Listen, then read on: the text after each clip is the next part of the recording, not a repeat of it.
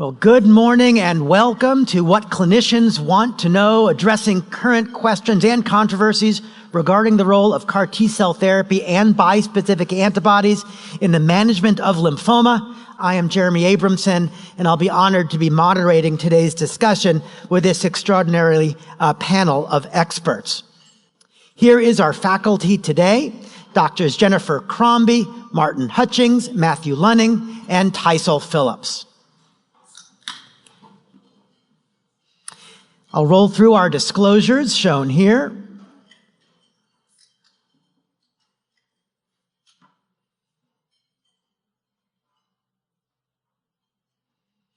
And here is the commercial support for today. I can report that Research to Practice, the CME Planning Committee, staff, and reviewers have no COIs to disclose. This program will contain discussion of non-approved uses of agents and regimens. Please refer to official prescribing information for these products. So to start off with this morning's program in earnest, we're going to hear some terrific presentations from our faculty, and each of these presentations is going to be preceded by cases and questions proffered by 6 medical oncologists who were interviewed by Dr. Love. And these are our contributing general medical oncologists who will be participating and contributing cases and questions for our faculty panel today. And here's what we're going to get through today. We're going to start with a discussion of CAR T-cell therapy for DLBCL with me. We're then going to think through bispecific antibody therapy and DLBCL with Dr. Hutchings. We'll think about CAR T-cell therapy for other lymphoma indications, such as mantle cell and follicular, with Dr. Lunning. Then we'll shift to bispecific antibody for follicular and other lymphoma subsets with Dr. Phillips. And then Dr. Crombie will take us home with discussions about tolerability and safety considerations regarding these T-cell activating therapies. With that, we'll start with our first module on CAR T-cell therapy for DLBCL, and that'll begin with our case presentations.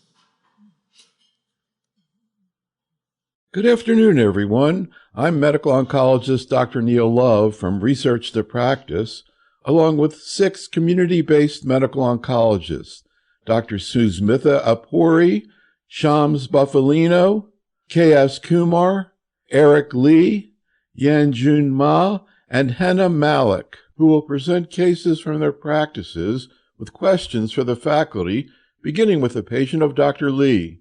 62-year-old Asian female diagnosed with diffuse large B-cell lymphoma, standard risk. She had extensive bowel involvement. So actually, I admitted her for her first cycle of chemotherapy because I was a little worried about bowel perforation. She did actually fine. She was treated with R-CHOP ×6. After 3 cycles, her PET CT showed effectively a complete response. So I completed the last 3 cycles, and the restaging after cycle 6 showed refractory recurrent disease. It was not amenable to repeat biopsy because of the location close to vasculature. It was mostly retroperitoneal bowel. There was some hilar adenopathy as well. This is actually a new location. I was surprised because she was CR after 3. So I referred the patient to academic center for consideration of CAR T versus bispecific antibody. Now, she's completely asymptomatic right now, and her labs look absolutely great.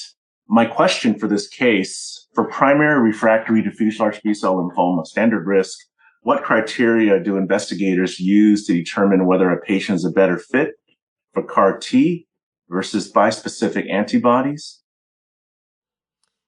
Terrific. So important question from Dr. Lee. We've got a 62-year-old woman, fit, healthy, feeling well, with primary refractory DLBCL progressing at the end of R-CHOP.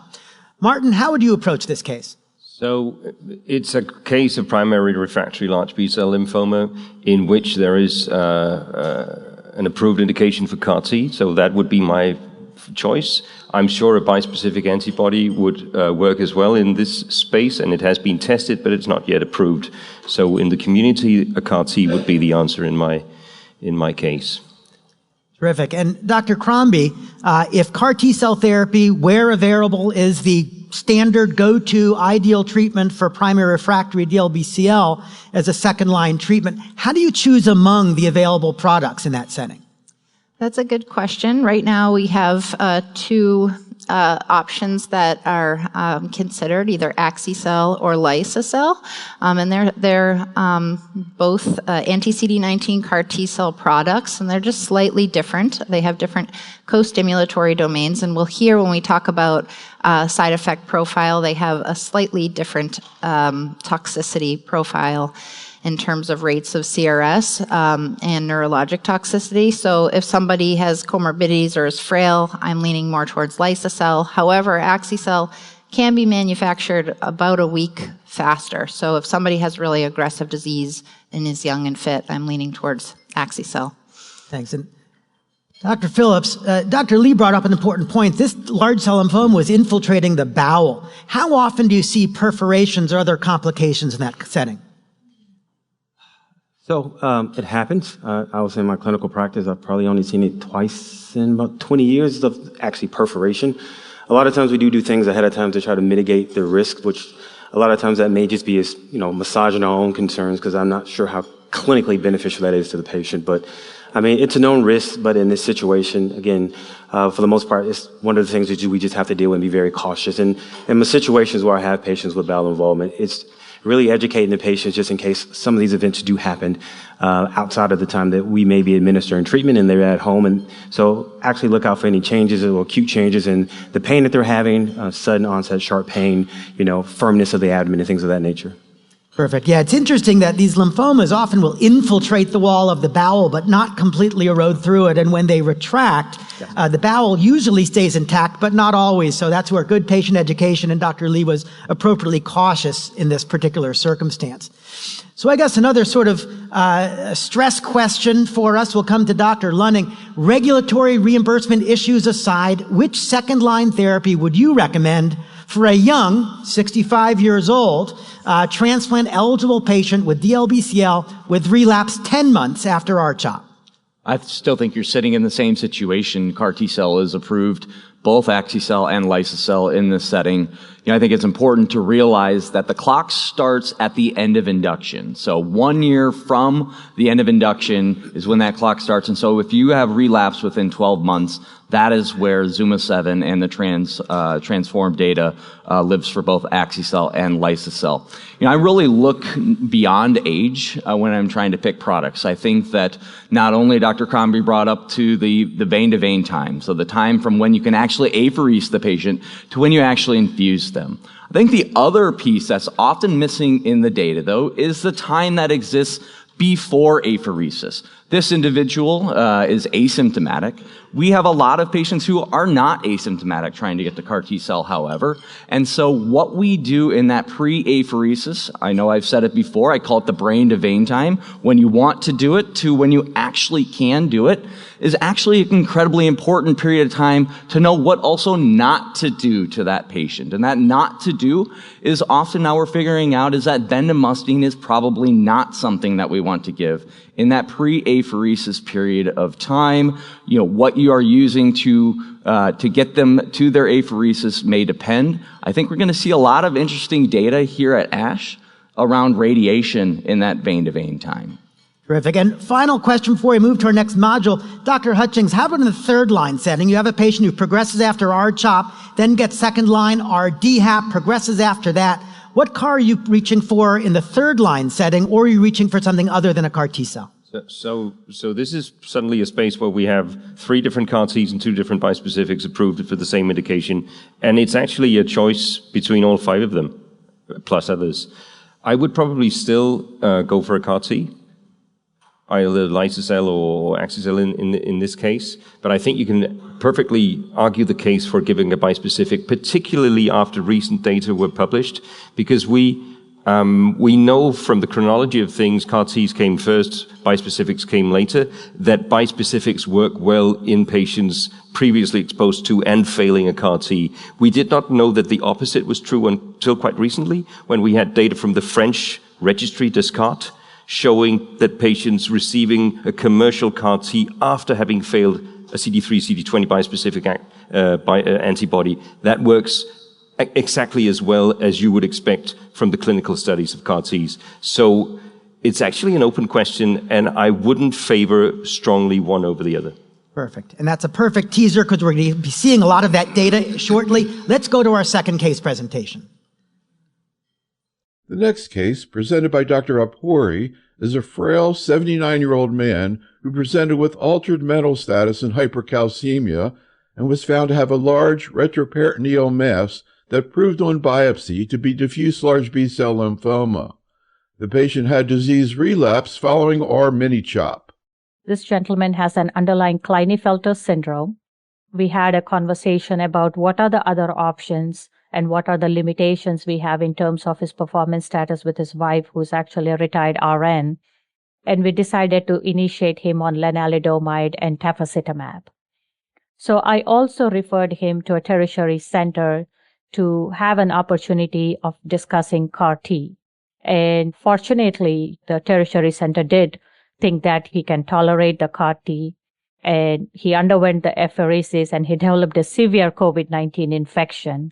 Finally, he underwent the CAR-T cell therapy with the lisocabtagene, and post-treatment, there was minimal response. I think my big question is, what would you do in this gentleman? What is the role of CAR-T when patient has minimal response to the first round of CAR-T cell therapy? Do you use a different CAR-T cell construct in these individuals, or do you go for bispecifics in a primary refractory lymphoma? Because he really has not responded even to chemotherapy and second-line chemotherapy. He's going to undergo bispecifics treatment with the glofitamab. So the first dose will be at the tertiary center, and the following treatments we can do it in our community setting.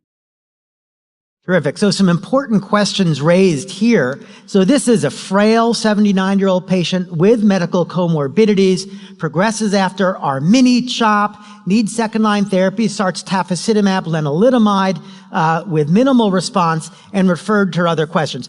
Dr. Crombie, one first initial question, is there an upper age limit for CAR T-cell therapy? No. The answer is no. As you can see with this patient, just hearing the one-liner, you may think this patient is not going to be a CAR candidate, and you can see that they were able to be treated. And I think there's been a growing comfort across centers that use CAR T cells in managing the toxicities. And we've also seen with some of the specific products like Lysocell that the side effect profile is quite manageable. So we've started treating patients into their 80s, even beyond, if they're fit. So I agree, I don't like to treat the age, I like to treat the patient. There are some younger patients where it may not be a good choice, but age shouldn't be the limiting factor. So let me follow up on that then. If age isn't the limiting factor, what is a limiting factor? When do you choose not to give CAR T-cell therapy for age, for comorbidities or other issues? Well, I think it's important to look at their overall ECOG performance status. If patients really are quite ill, if they, we are able to give CAR T cells if there's slight cardiac dysfunction or renal dysfunction, but if those are quite severe, you may worry about the patient's ability to tolerate toxicity if it were to occur. But those would be the bigger things that I would be thinking of.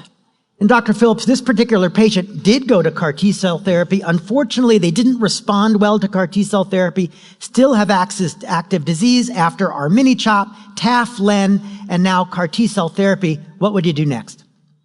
I think the easiest answer would be utilization of one of the bispecific antibodies. They're approved in this setting. And obviously, at least toxicity-wise, this is really not necessarily a major concern in this patient who's already tolerated CAR T. I do think the question is, this patient is primary refractory to CAR, and I think there is some retrospective data that suggests that these patients are probably one of the harder to treat populations of patients with large cell lymphoma, and their response to bispecifics in this situation is probably not as robust as we see with patients who relapse later after CAR T or are probably a CAR T naive. And so it will call into question about the efficacy of the patient. I will point out, obviously, that this patient did get a CD19 monoclonal antibody before going to CAR T. And I think in that space, we don't have a lot of clear-cut data that won't impact efficacy of the CAR T product down the line. I think the ADCs, we think, are a bit safer in the sense that there's not a lot of antigen loss with use of ADCs, but with monoclonal antibodies, we kind of think that obviously resistance patterns and things like that may need the downregulation of the receptor. But I mean, all in all, I would still choose a bispecific, but you would have to sort of keep in mind that this patient may not necessarily have a great response to the bispecific given the lack of response to CAR T. Terrific. All right. That serves as a perfect segue into starting our first presentation on CAR T-cell therapy, specifically in diffuse large B-cell lymphoma. And this will be me. We're going to start with third line and move earlier during the course of my brief presentation. So let's start thinking about third line and later treatment with CAR T-cell therapy and DLBCL. This, of course, is where CAR T-cells were initially FDA approved for lymphoma.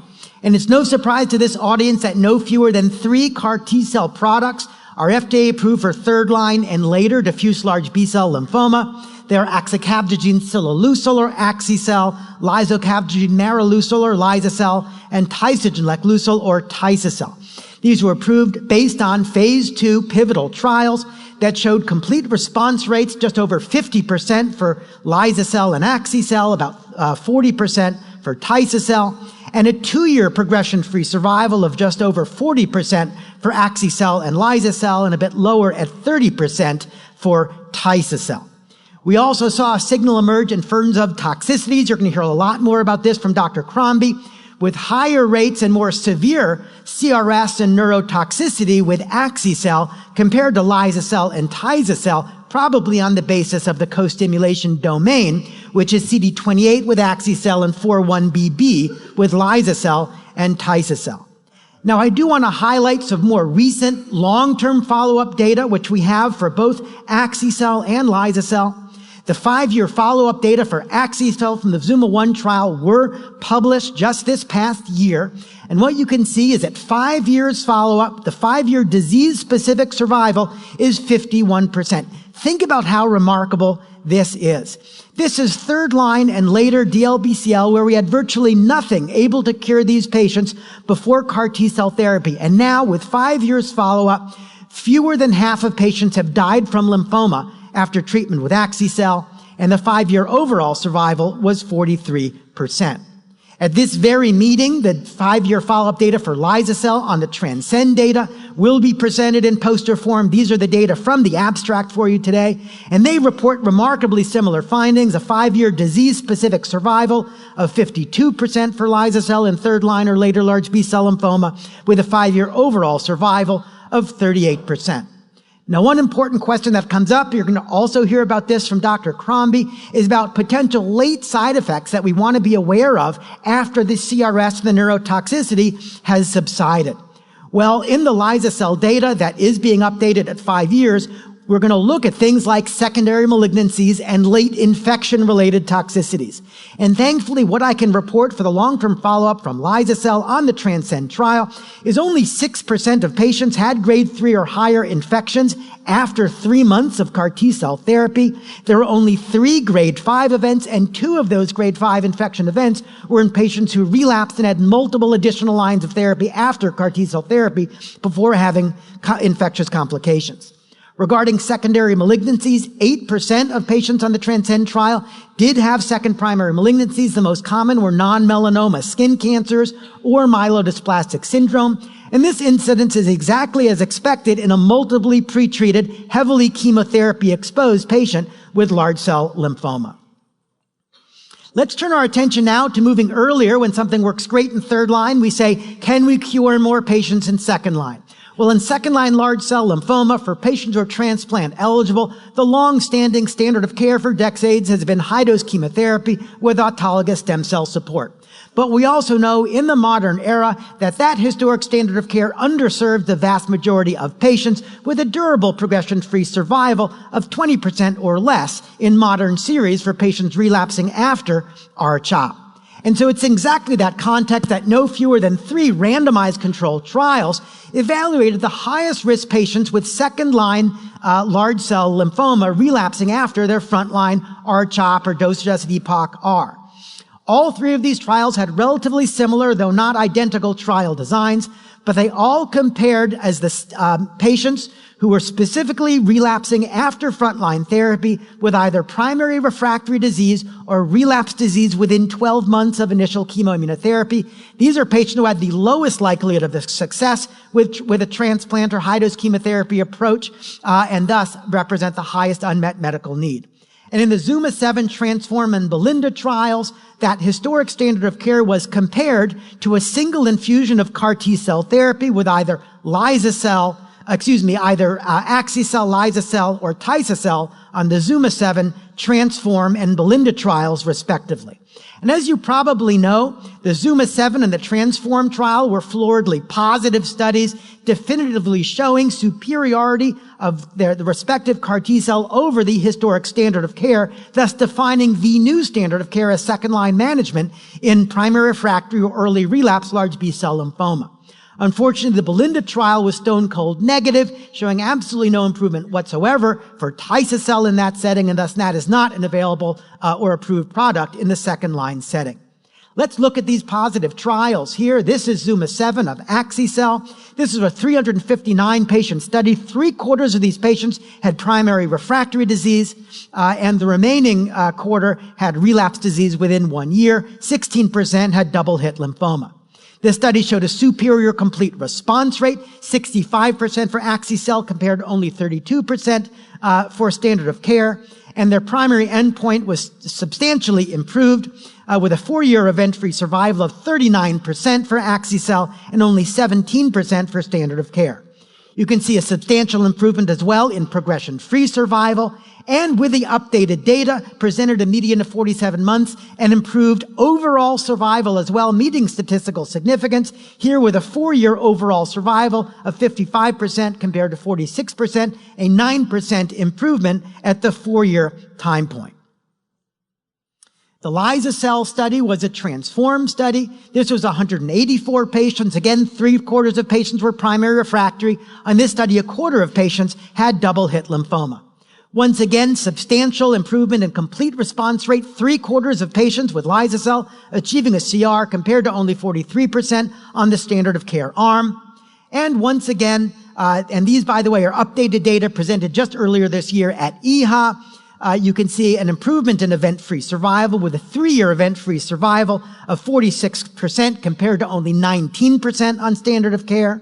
A progression-free survival here showing a dramatic improvement, 51% compared to 26% at 3 years, and an overall survival that is numerically improved with an 11% 3-year overall survival improvement, but not meeting statistical significance at this time point. And that may also reflect that unlike the ZUMA-7 trial, this trial had built-in crossover, so patients progressing on the standard of care arm would immediately cross over and receive Lysacel at a median of 14 days, which does serve as a confounder to the overall survival analysis.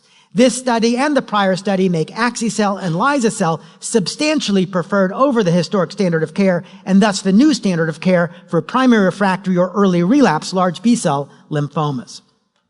I'll also note that those patients who are assigned to the standard of care arm in either ZUMA-7 or Transform and either received a commercial CAR T-cell at progression in terms of ZUMA-7 or crossed over in the terms of Transform had substantially inferior rates of complete response and progression-free survival when receiving the CAR T-cell in the third-line setting. What's important to recognize there is the CAR T-cell works better in second line. So if the question is, let's give conventional chemotherapy in second line and just reserve CAR for the third line setting, these data show us that is not the best approach. We have a higher cure rate when you use CAR earlier rather than later. The Tycel study, as I mentioned, was negative and is therefore not available for use in the second line setting. Now, obviously, when we have something looking great in the second line, we then, of course, say, can we move it even earlier?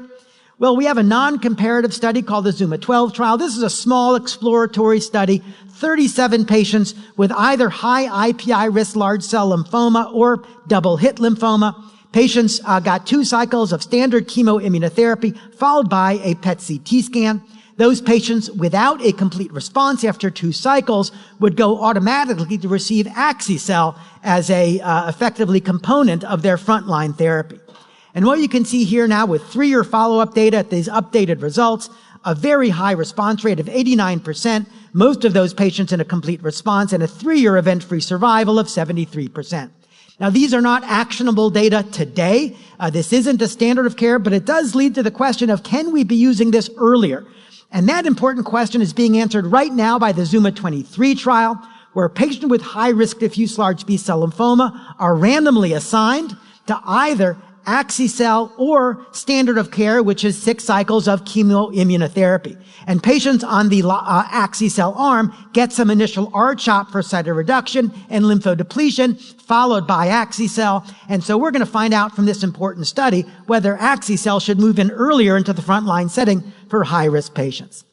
Now, I'll briefly mention there are lots of other CAR T-cell approaches currently under development, a detailed exploration of which is beyond the scope of today, but I will highlight a couple of small products that are emerging and are being highlighted at this ASH meeting. Here's a study of rapcabtagene autoleucel in third-line or later large cell lymphoma being presented at this very ASH meeting by Dr. Rydell. This is an optimized manufacturing platform with rapid manufacturing to try and preserve CAR T-cell stemness and thus optimize efficacy. And in this initial study, the complete response rate was 65% with a median PFS of 12 months in the third line or later setting. So earlier, higher stemness and rapid manufacturing may have potential benefit, and stay tuned. How about targeting a different antigen entirely from CD19? This is a CD22 CAR T-cell studied specifically in patients who relapsed after a CD19 CAR T-cell. 38 patients, all of whom had relapsed after a CD19 CAR, one patient who had no CD19 expression in the first place. And what we can actually see here is a CR rate of 53%, despite having been failed by a prior CAR T-cell. Now, what you can see here is a 3-year progression-free survival was 30%, so still room for improvement. But among the responders, the median duration of response was 23 months, suggesting that targeting a different antigen may actually be able to rescue CAR T-cell responsiveness. I will note that the CD22 product did have a signal for a higher rate of this immune effector cell hemophagocytic syndrome, or HLH, that I think does warrant ongoing evaluation. How about targeting 2 antigens instead of 1? Zamtocabtagene autoleucel is looking at targeting CD19 and CD20 with the same CAR T-cell product and shows an early complete response rate of 49%, as reported at this ASH meeting, with a median duration of response of 11 months. Whether targeting 2 antigens will mitigate antigen escape or loss of one antigen or the other is unknown, but warrants ongoing evaluation. How about armored CARs? We can have a CAR T-cell that actually secretes a cytokine to try and suppress the hostile immune microenvironment.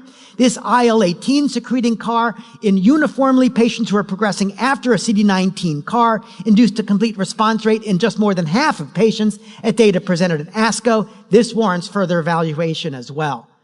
And then finally, I'll mention the idea of an allogeneic CAR T-cell product. This Allo501, 501A product is targeting CD19 with an allogeneic product with CD52 and the T-cell receptor knocked out to optimize lymphodepletion and prevent graft versus host disease.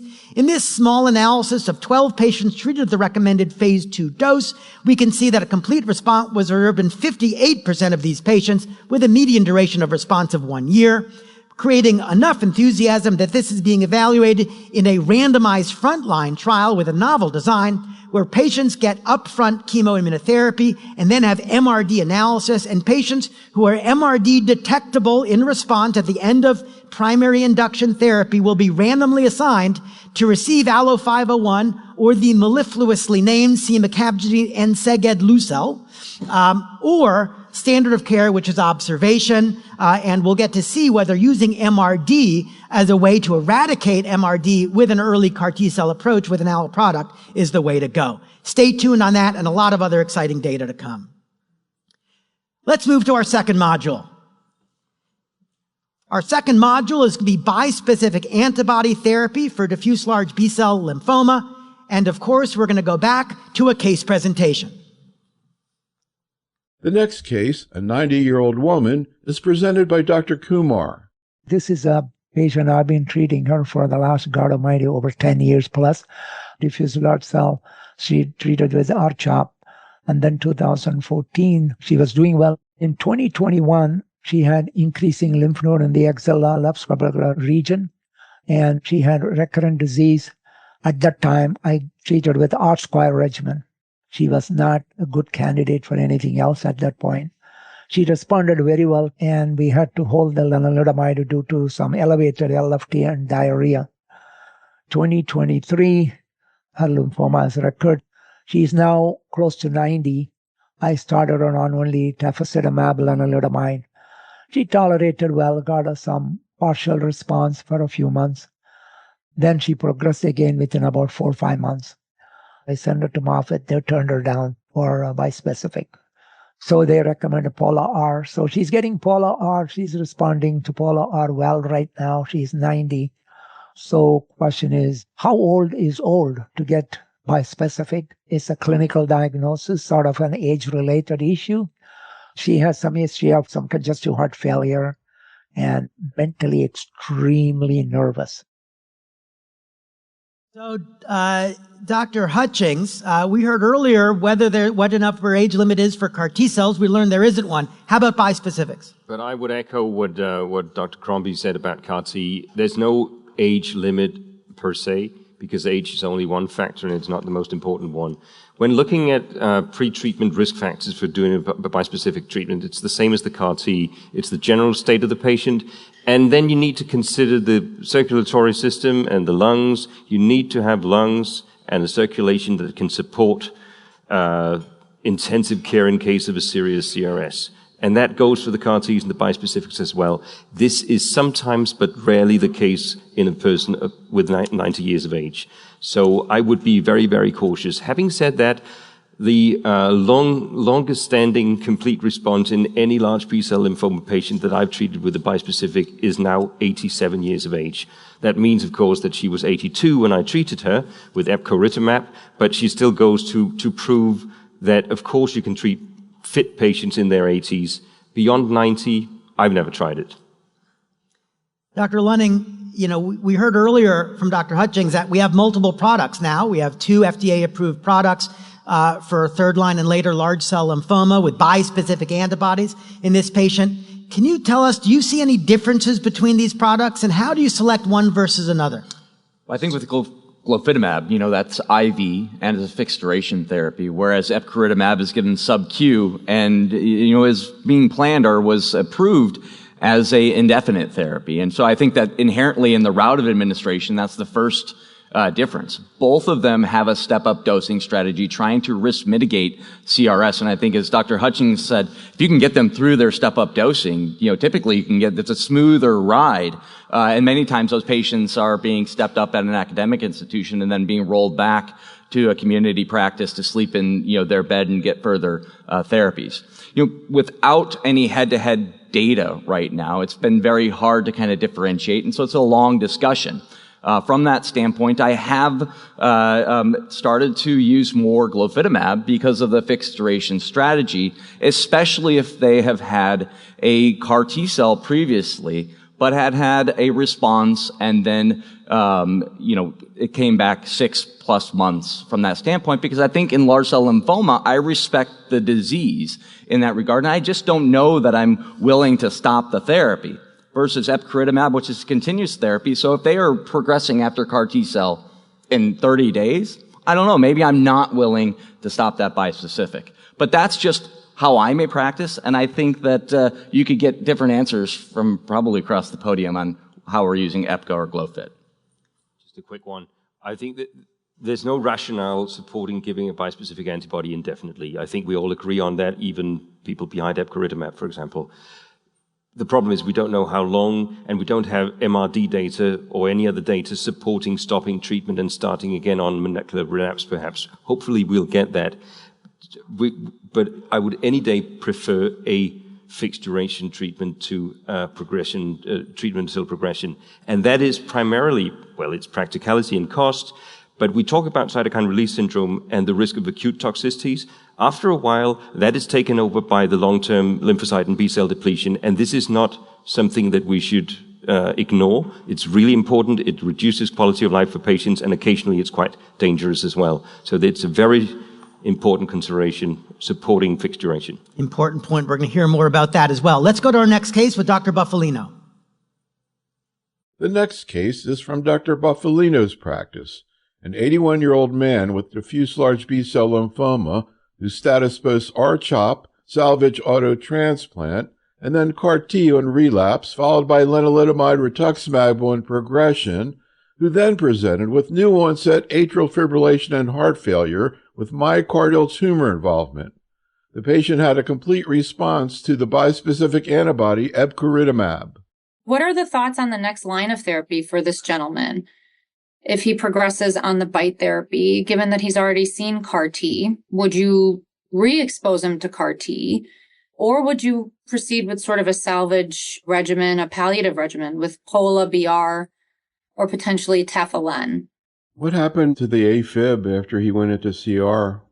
He has not been in AFib. Yeah, normal sinus. His heart failure symptoms are much, much better. He had an excellent response cardiac-wise too. Have you seen cardiac involvement from lymphoma before like this? Not like this. I've seen it present as a pericardial effusion quite a few times, but I've not seen actual muscle involvement like he had. He actually was on anticoagulation for the AFib for some time, and then he underwent a cardioversion at one point that didn't work. And then he sort of self-cardioverted, and he's been in sinus since then.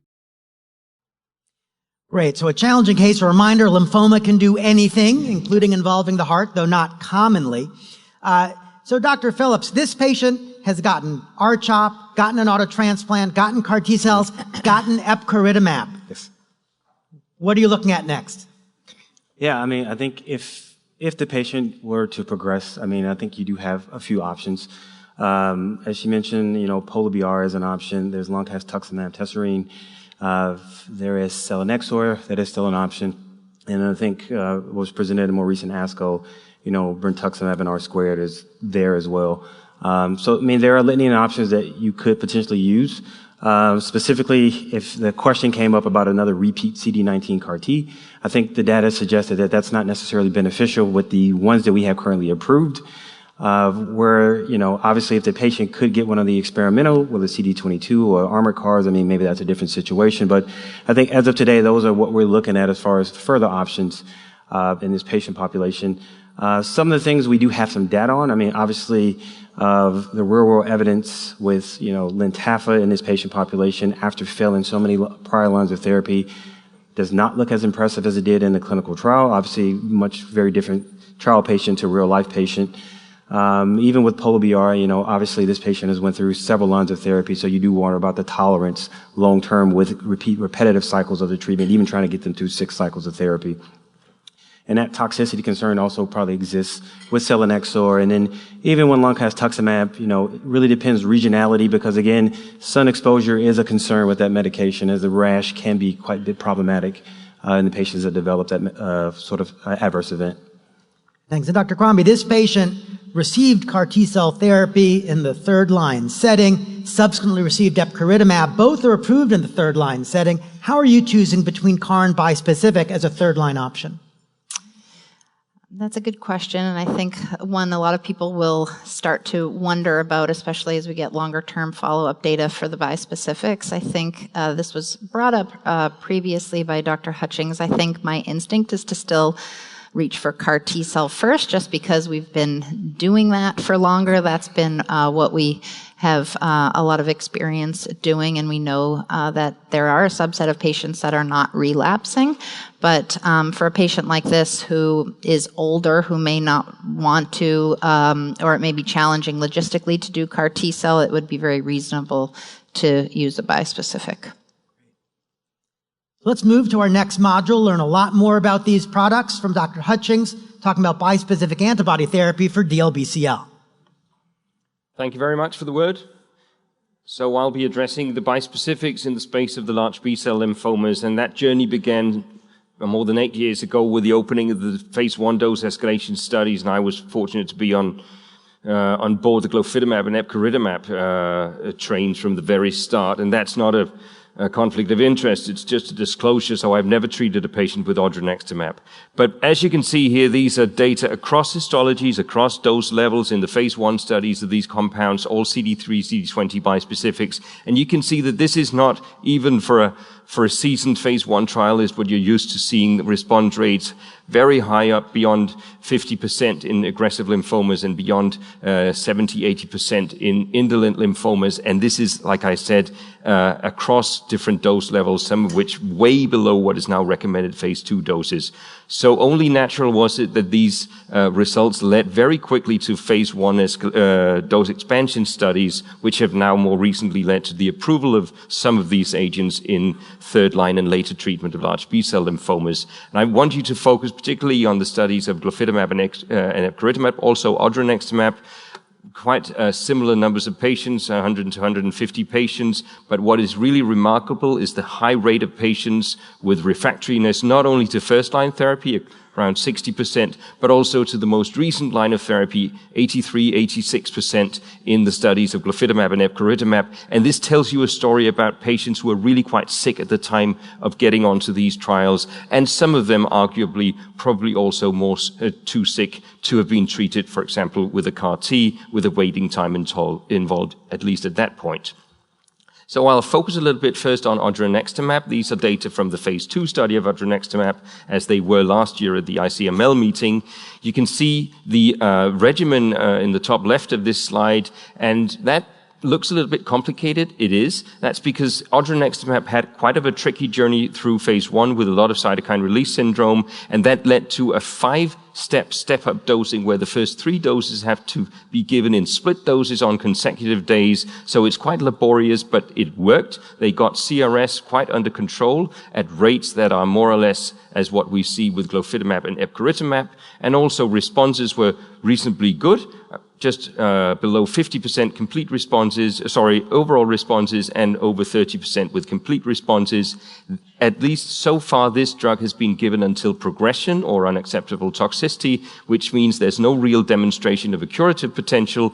And in my eyes, perhaps also the durability of the responses, you see here the duration of complete responses, a little bit disappointing, considering that these are drugs that are given until progression. So this is a schematic of the phase 2 study of glofitamab in the same space. So patients with relapsed refractory large B-cell lymphomas and a minimum of 2 prior lines of treatment. You can see that it looks a little bit different from other antibodies. It has a 2-to-1 format. That's because there are 2 domains binding for CD20 and 1 for CD3, perhaps explaining the slightly higher affinity and the high potency of this drug. Like the other bispecifics, it's given in a step-up fashion during cycle 1 in order to mitigate serious cytokine release syndrome. But unlike the other bispecifics, it's preceded by a single flat dose of obinutuzumab, so a naked anti-CD20 1 week prior to the first introduction of the bispecific. So I already told you about the characteristics of these patients, very sick. I didn't tell you that around 1/3 of the patients had been previously exposed to a CAR T and failing such a treatment. What about the toxicity? CRS happens in more than half of the patients. Around 2/3 of the patients have some degree of CRS. Fortunately, the vast majority only of grade 1, which means monosymptomatic fever. But we do see cases of grade 2 and even rare cases of grade 3 cytokine release syndrome, almost exclusively occurring after the first dose. That is what we call the priming dose of glofitamab, 2.5 milligram, which is given 1 week after the obinutuzumab pretreatment. In this study, 52% of patients responded, including 40% with complete responses. And on the right, you see the durability of these complete responses, which is beyond the stopping of treatment after 12 cycles, which corresponds to 8.3 months of treatment. You can see that at 2 years, 55% of complete responders maintain that complete response. Not promising, but suggesting a curative potential, at least in a proportion of patients. And I think the progression-free survival and overall survival curves from the ASH meeting of last year, which will be updated this year, really tell you about the clinical meaningfulness of these complete responses, particularly looking at the overall survival on the right. You see the massive difference between the complete responders, which are dark blue, and the partial responders in light blue and the non-responders in red. Despite these patients expectedly being treated in centers with a lot of access to experimental options, yet the quality of the response to glofitamab really makes a difference for the overall survival of these patients. Switch to epcoritamab, a similar CD3, CD20 bispecific, but from the beginning developed for subcutaneous use, and from the beginning the studies were designed for treatment until progression, which is now changing, fortunately. Same, more or less, comparable group of patients, very heavily pretreated, high level of refractoriness, but of course there's no head-to-head comparison. It It is given with step-up dosing, just like odronextamab and glofitamab, but in a different way, so that the first two doses are very, very low. They're in the microgram range, and the first clinically meaningful dose of epcoritamab is introduced after 2 weeks on cycle 1, day 15, and that explains why, as you can see, the vast majority of cases of cytokine release syndrome are seen following cycle 1, day 15 treatment.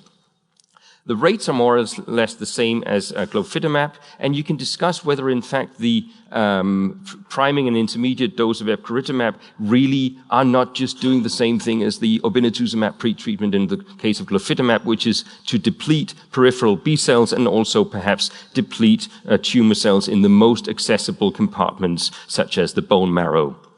These are the response data from the phase 2 study of epcoritamab in the same space, 63% with complete response, with responses including 39% or 40% depending on the cohort we're looking at with complete responses. And the durability in this update from the summer of last year looks pretty good. That will be updated at this ASH meeting as well, showing very high durability of complete responses to epcoritamab, but again, in patients treated until progression, which is why we find it a little bit tricky to state anything about the curative potential.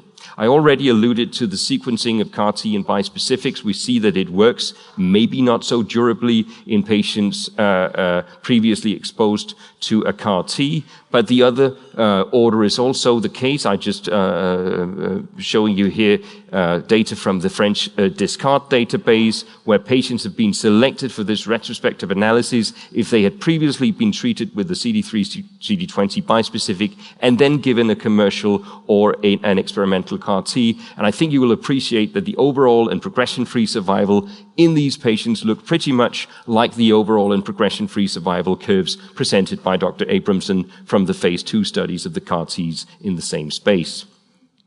So, the real beauty about the bispecific antibodies, in my mind, is that the mechanism of action and the toxicity profile make them combinable with almost any anti-cancer agent that we use in this space of lymphomas, including also chemotherapy, even though perhaps they are not the most attractive combinations. So this summer we had a very important presentation by the very chairman of this meeting, recently also published in The Lancet, and that is from the STARGLOW study, which was a randomized 2-to-1 randomized study comparing a standard arm with R-GemOx with an experimental arm of Glofit-GemOx, and you are probably familiar with the data from this study, showing a significant favor and benefit of the experimental arm, both when looking at the primary endpoint, which was overall survival, and also progression-free survival. And I'll show you this in the next slide. But important to recognize is the inclusion criteria for this study.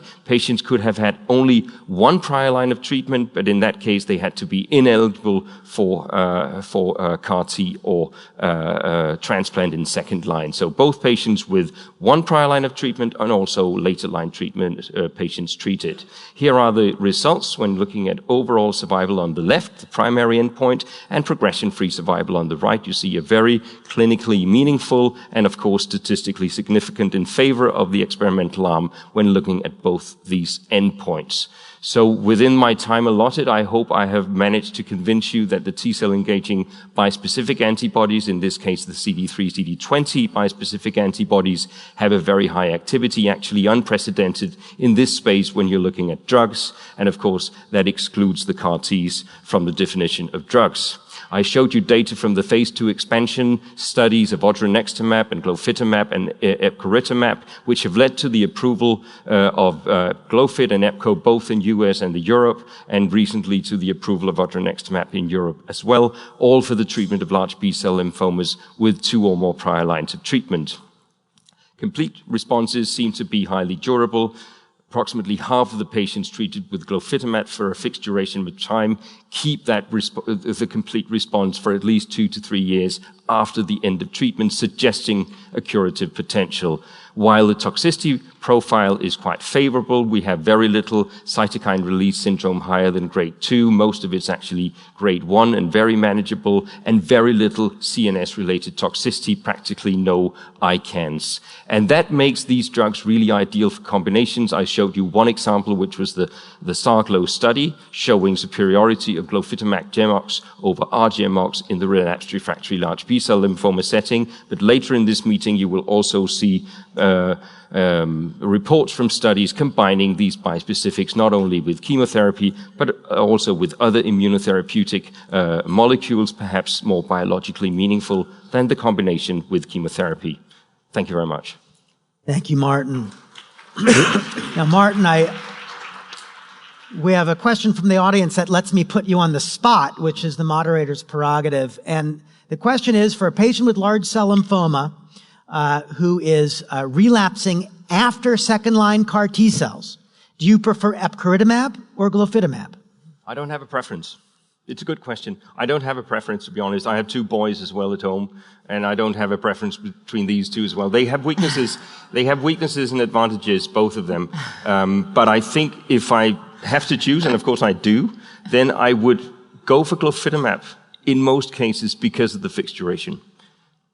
But there are cases where I would prefer the more gentle approach from epcoritamab with a subcutaneous administration and the very slow step up in the beginning, which in my eyes, even though it's not really supported by the published data, makes that drug perhaps a little bit more safe in some patients. Yeah, there are differences in how the product is administered, how long it is administered for, and that requires shared decision-making. Dr. Crombie, we heard earlier about sort of bispecifics being started at the academic center and then sort of being transitioned in the community.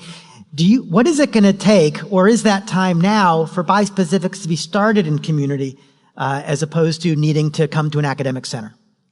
Well, I work at an academic center, so I'm probably not the right person to answer how we can get them into the community, but I do think we've seen this with other drugs in oncology in the past. We've seen a hesitancy to use drugs like venetoclax and even checkpoint blockade, but as it became recognized that they're really important for patients to receive these drugs, they eventually became commonplace in the community practice. So I think it will happen. I think we're in the beginning. It may start with the ramp-ups in the academic settings and then transition over. And I think as providers gain that comfort, it will slowly transition, I hope.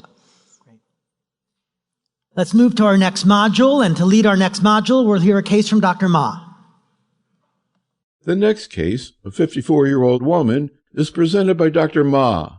This is a patient who basically afraid of doctors, neglect her disease for about 2 years. So her follicular lymphoma has been growing steadily for 2 years. She had a tremendous amount of disease. You can see that very apparent on the PET scan. So we started standard BR treatment. 2 cycles into treatment, all known sites of follicular lymphoma are completely metabolically silent, wonderfully controlled on the repeat PET scan. And this aggressive transformation occurred in this right neck and shoulder area. It's just such a dramatic contrast between the 2 scans. And the fact that it occurred during treatment is just unusual. It bring up the question, did the treatment create some kind of selection pressure to select a clone for transformation? From that right arm, we actually added some emergent palliative radiation because the vascular supply to the right arm is pending to be compromised. The mass is not subtle. It's a huge, clinically palpable, noticeable mass. The biopsy came back at this point is a large cell B-cell lymphoma, and it does have a very high proliferation rate. I'm curious from panel standpoint, do they feel like this clinical course is more consistent with the transformation or 2 separate etiologies? So I'm curious, do we consider auto transplant or we consider CAR T? Terrific. So a 54-year-old woman, very afraid of doctors. So I'll go to the least frightening doctor I know, Dr. Lunning. This patient got BR for follicular lymphoma, seemed to respond, but then exploded with progressive disease. Biopsy shows large cell. Is this a new primary, or is it a transformation event? Yeah, I think you almost have to go back to the beginning of this case and really look at the PET scans, because I think that one of the lessons in indolent lymphomas is when you do PET scans, I'm looking for the Sesame Street lymph node. Which one of these is not like the other, right? And from that standpoint. And so you sometimes can have both large cell lymphoma and follicular lymphoma. So in this case where they got BR and they're blowing right through it, that is incredibly concerning for transformation, obviously, and that's what the biopsy showed. This patient, though, is anthracycline naive. So I think that that is something to keep in mind. Now, what you choose in this situation could be R-CHOP. I think the high proliferation index, we do see patients who have MYC as well as BCL2 rearrangements actually coming and evolving from follicular lymphoma. I think if I did see that, then I might choose to give a dose-adjusted EPOCH-R type of a regimen. What you do with consolidation, I think, is a little bit of an unknown here from that standpoint. And I would use, as she's 54, how she tolerates the second, if you will, induction for this transformation event. In my opinion, I don't know that I would go to, or a CAR T-cell would likely be in a clinical trial in this setting, as would likely bispecifics or any other agents. Yeah, I think that's an important point. I'd probably also favor an anthracycline-containing therapy for large cell transformation, and might also have some concerns about CAR T-cells coming off the heels of bendamustine rituximab, because those T-cells have really been poisoned. You're not going to create a very good T-cell product. Dr. Phillips, what if this patient had gotten obinutuzumab CHOP as their initial therapy and now has transformed disease? Yeah, I mean, that's obviously a completely different situation, because at this point, you've exposed the patient to an anthracycline, and so now you are likely looking at this patient as like a second-line large cell lymphoma patient. So I think in that situation, you're perfectly justified to try to go to a standard of care CAR T-cell product in this patient. Conceivably, you can try to stem the tide with salvage chemotherapy, but I think we've already shown that obviously in these second-line large cell lymphoma patients, which this would be at this point, salvage chemo and auto transplant is inferior to CAR T. So my goal would be CAR T-cell therapy in that patient. Dr. Crombie, this patient's disease was really abutting and against a blood vessel. Do you see vascular compromise or hemorrhage or perforation from lymphoma around the vasculature, or any other complications related to that? It's always something to worry about. It sounded like this patient was very large for her description, so using radiation was not unreasonable if someone has compromise in the arm. So checking pulses is always important, and thinking about blood clots is another thing to consider. But yeah, getting this patient on chemo as soon as possible is also important. Absolutely. But vascular rupture, I'd say, would be vanishingly rare. All right. In that case, let's go to our next case, this one again from Dr. Buffalino. The next case is presented by Dr. Buffalino. This is a 77-year-old male who was diagnosed with primary CNS lymphoma in 2017. He underwent high-dose methotrexate radiation therapy and was consolidated with an auto stem cell transplant, and he achieved remission at the time. 3 years later, he presented with pancytopenia and splenomegaly, and he had unintentional weight loss over 2 or 3 months.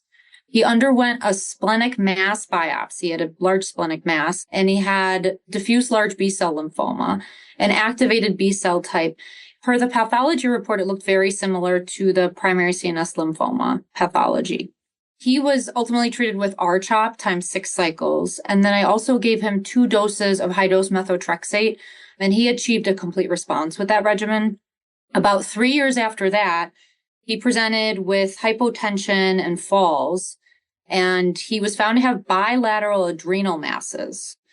I initiated him on epcoritamab at the time, and he achieved a very nice response after 3 cycles. He was nearly PET negative.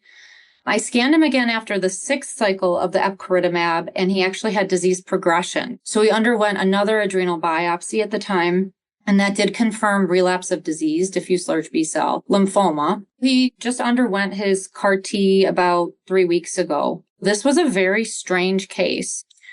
It was a difficult case to manage as well, because I wasn't sure what to do with his sort of systemic relapse. This is not a typical course and nothing I've seen before. How often do we see a systemic relapse of a primary CNS lymphoma, and how is that managed? Yeah, how about it, Dr. Lunning? This patient had primary CNS lymphoma. That's usually called primary CNS for a reason. Yeah, it's uncommon, but obviously can happen. And I think one of the things here is over time, thinking back to the induction strategy, this patient was also anthracycline naive. It was an ABC phenotype or non-GCB, making, I would have considered Pola-R-CHP, in this setting. based upon they were likely having a high IPI score. Also kind of looking at the cell of origin, data from that study, also the Polarex study, kind of in favor of a polatuzumab containing anthracycline regimen here. I guess hindsight's 2020 also, and it might not have been available at that time point also. So let me ask a follow-up question then, and we'll take this to Dr. Crombie. If you have a patient who had primary CNS lymphoma, has this systemic recurrence with adrenal involvement, where do you see the role of CNS prophylaxis with your initial therapy today for systemic disease? Yeah, that's a good question. I know in this case, additional methotrexate was incorporated in. We did previously use high-dose methotrexate or IT methotrexate for patients who had a high CNS IPI or, having involvement of the adrenal gland would put the patient at high risk. But there's been multiple retrospective studies at this point that haven't shown a clear reduction in the recurrence of CNS involvement. So I've kind of stopped incorporating prophylaxis in my treatment strategies for systemic disease. This is obviously a complicated case of a patient who's already had CNS involvement, and I probably wouldn't have included additional therapy there. I would kind of approach this patient as someone who had systemic DLBCL, but just taking into account that the patient already had an auto transplant. Dr. Phillips, do CAR T cells get into the CNS? Yes. They do, and they can work there. Yes. Martin, how about bispecifics? Well, I'm not sure whether the bispecifics themselves penetrate a normal CNS, but a sick CNS with a lymphoma, they do. Actually, the first patient I ever treated 7 years ago with epcoritamab at microgram range doses in the dose escalation part of the study. At that time, that study did not mandate an MRI scan of the brain, and this 23-year-old chap got into convulsions after his intermediate dose, and we scanned him, and he had a golf ball-sized frontal tumor. Fortunately, he had to be taken off the study and died very soon after. But I think it's a pretty clear demonstration that even microgram doses of that drug gave a tumor flare in the CNS. And I think it's just a shame that we haven't properly begun studying these compounds in the space of the CNS lymphomas yet. No doubt. And certainly for CAR T cells, I definitely consider these as highly effective treatments for secondary CNS lymphomas. Let's go to our next case from Dr. Apuri. The next patient was diagnosed with stage 4B mantle cell lymphoma in 2015 and was initially treated with R-CHOP, followed on relapse by lenalidomide rituximab, followed on progression by ibrutinib, which was discontinued after 14 months because of persistent cytopenias. The case is presented by Dr. Apuri. This 88-year-old African-American male has been following up with our clinic for quite a number of years. The question for us now is a gentleman who's already been treated with BTK inhibitors, had a really good response, had to be discontinued because of pancytopenia. Now we are in the world of CAR Ts with all these lymphomas, How would you use the CAR Ts or a bispecifics? He's 88 years of age and he does have other comorbidities. He does have some mild dementia. He's very alert and oriented. He's very involved, like he can participate in all the conversations in the clinic, just that mild dementia. He does not have any major comorbidities. Who are the people in mantle cell lymphoma that the experts are recommending the CAR T? And my third question will be, what are the recommendations in the high-risk TP53 mutant biology patients? So critical questions. 88-year-old patient, relapsed mantle cell lymphoma, has had ibrutinib, has come off due to cytopenias. So how do we manage a patient with mantle cell lymphoma post-BTK inhibition, Dr. Phillips? Well, this is a unique situation. Because this patient technically didn't fail a BTK inhibitor. He's really intolerant to ibrutinib, which opens itself to numerous options. It could be switched to a second-generation drug, or it could be switched to pirtobrutinib, which in this patient population show to be quite safe and quite effective. So I think in this situation, given the age of the patient, that may be the easiest thing to do.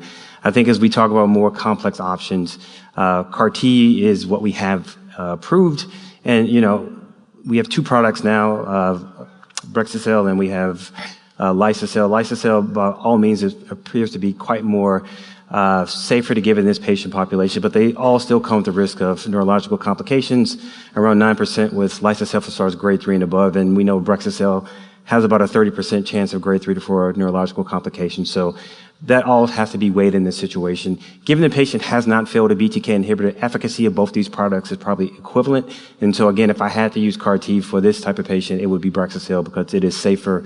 And this patient, again, has not failed a BTK inhibitor, but I still think another covalent BTK inhibitor, second generation drug, or non-covalent drug would probably be best given the age of the patient and the reason they stopped ibrutinib. Yeah. And maybe a bone marrow biopsy to see if it's lymphoma in the bone marrow or something resulting in the cytopenias. Martin. Or maybe just some bendamustine. Martin is old school, says, how about bendamustine? Still a highly effective drug in the setting of mantle cell lymphoma. Maybe, again, a good idea to look in the bone marrow and making sure there isn't some myelodysplasia there. But pirtobrutinib is a terrific option. And then, of course, CAR T cells. And we're going to hear about some data for bispecifics in mantle cell lymphoma as well. So why don't we move to our next presentation? Intriguingly, a Happy Meal. Yes, it was lunchtime, and I think, I have to have a theme in order to give my talk these days. So we're going to talk about CAR T-cell therapy in follicular lymphoma and mantle cell lymphoma. So we might as well just start off for the items to consider, which is we have Axicell, we have Tycel, we have Lysocell for relapsed refractory follicular lymphoma. We heard from Dr. Phillips just 30 seconds ago that if we want to go into the mantle cell lymphoma drive-through, we have Brexocell and Lysocell. So let's stick first and go to our cancer candy shop with Axicell in relapsed refractory follicular lymphoma. And yes, the y-axis is correct here. It goes all the way up to 100%. We're just not trying to make the curves look taller, okay? And then we can see an overall response rate of 94%. But you're going to hear an overwhelming theme during this talk, is that CR is queen when it comes to CAR T-cell with regards to not only in large cell lymphoma, but also in follicular lymphoma and what we're going to see in mantle cell lymphoma. So you can see here 79% of these patients in the ZUMA-5 trial were able to achieve a complete response. But were these responses durable in follicular lymphoma? Because, when we think about follicular lymphoma, we're not just counting 2 years. We're looking at 5 years. We want to see 10 years, even in that relapse refractory setting. And what you can see here, in overlying that you can see there's marginal zone lymphoma patients in ZUMA-5 here also, is that the median PFS for follicular lymphoma was 40 months. The median overall survival has not been reached. Again, this is in a relapse refractory follicular lymphoma population. This is not frontline follicular lymphoma. This is, again, in the relapse refractory setting. Multiple lines of therapy. So, okay, that's great. This is a single-arm trial. But what's going on with regards to what we could have given? And so that's where Scholar 5 comes in. You may remember the name Scholar from Scholar 1, which was kind of a joint effort to look at retrospective experiences of patients who had large cell. Well, this is a kind of a combined multinational approach looking at follicular lymphoma patients and what they had received, and then doing some matching to compare to the ZUMA-5 category, or ZUMA-5 trial. And what you can see here on the left is the 3-year report from this data showing that the ZUMA-5 patients, from an overall survival standpoint, were doing better than the historic utilization of chemoimmunotherapies or other therapies in the relapse refractory setting after 3 or more lines of therapy. You can see it here. This is the duration of response on the right curve, again showing that now instead of driving a car, that you could drive a tank through this curve. So I think that in the third line or beyond setting, CAR T-cell in follicular lymphoma is an option. But we're just not there with Axicell, because we've heard a little bit about Tycel in regards to large cell lymphoma and where it came short in the second line high-risk disease. But it does have activity in relapse refractory follicular lymphoma, namely in the ALARA trial. You can see here also very good overall response rates at 86%, 69% getting a complete response.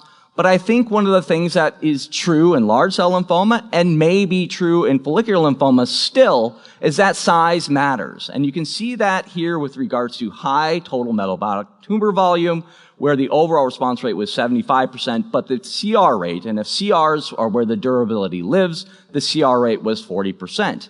That being said, there were some other characteristics where you're still able to get higher CR rates.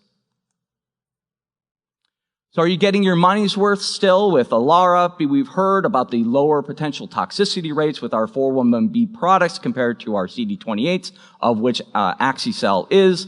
But again, you can see here at 12 as well as 24 months, both from PFS standpoint, 75% were progression-free at 24 months, and over 77% were still alive if you had achieved a CR. So even with potentially a less or more palatable from a toxicity standpoint, that durability could be there.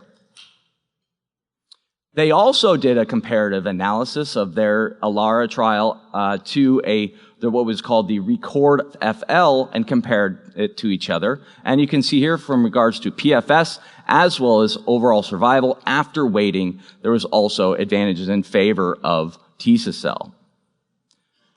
So you can't talk about the first two without talking about the third, and the third one being Lysocell and relapsed refractory follicular lymphoma.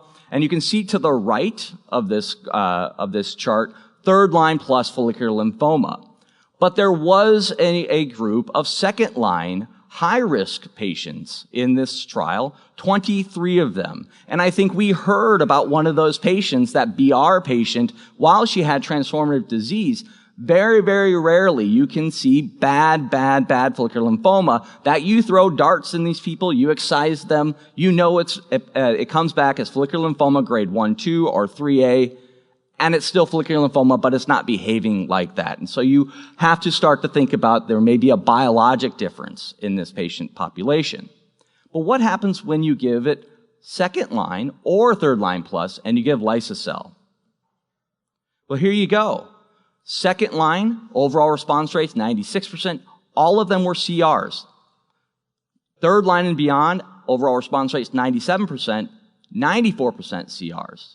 And at this year's ASH, you will see the duration of response in that second line is still at 75%, and the third line, 86%. So again, you're seeing durability, and you're seeing durabilities in these CRs. So all three CAR T cells, I think, are very active in follicular lymphoma.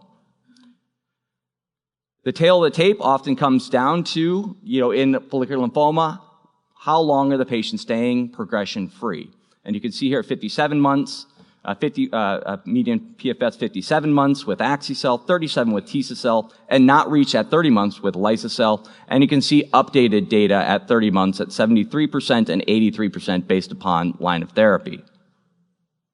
But they do appear to taste different, and I think when I'm talking to my patients about CAR T-cell, we've gotten accustomed to managing CRS, even high-grade CRS. But the length of stay, the differences here, or when a patient has grade 3 or greater ICANS, that's often when you're traveling to an acute rehab facility, especially if you're in advanced age. And I think that there is a difference here between Axicel, Tycel, and Lysocell from that standpoint. All right, so now jumping back to the candy shop here. We're going to talk about now just two CAR T cells in mantle cell lymphoma. But yes, we're still seeing incredibly high overall response rates with Brexucell here in mantle cell lymphoma with a 93% overall response rate, 67% of those individuals obtaining a complete response. And those responses, just like in follicular lymphoma, can be durable. You see here the median PFS at 26 months in those patients who were all patients versus 48% in those patients who achieved a complete response. We will see an update here on, I believe, Monday from as a poster section of 68-month follow-up with the median duration of response of 37 months, and all of those patients are in CR.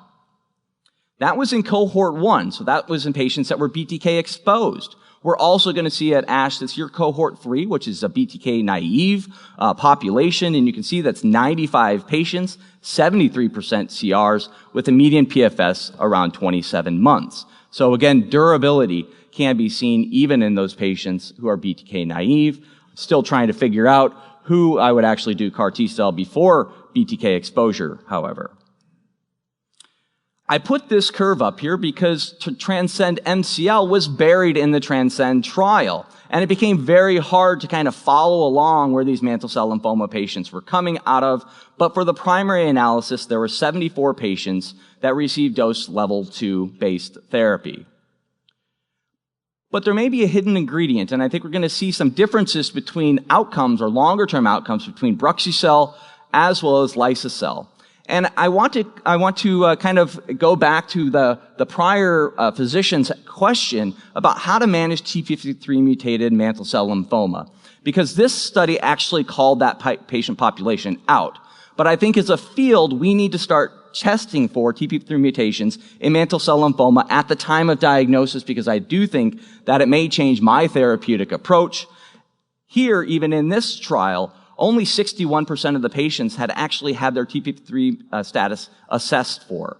And in that situation, that may be something that portends a less likelihood of having durability with their CAR T-cell.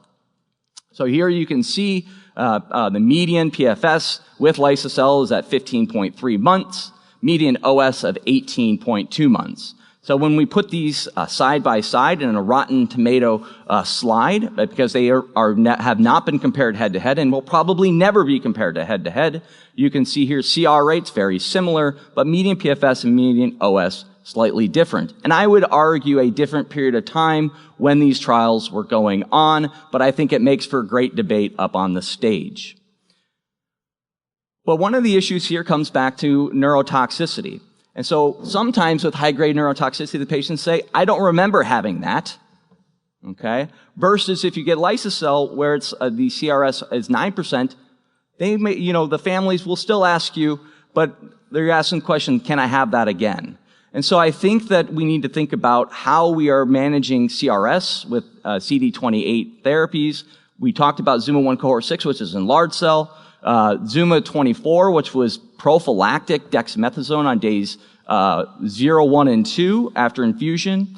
And where is this data with mantle cell lymphoma? What Zuma is this going to be with regard to trying to reduce the risk of high-grade ICANS with Bruxy-cell? And with that, this is a selective list of trials that I will be either attending or perusing because I think that they are very supportive of the future of where we're at in follicular lymphoma and mantle cell lymphoma.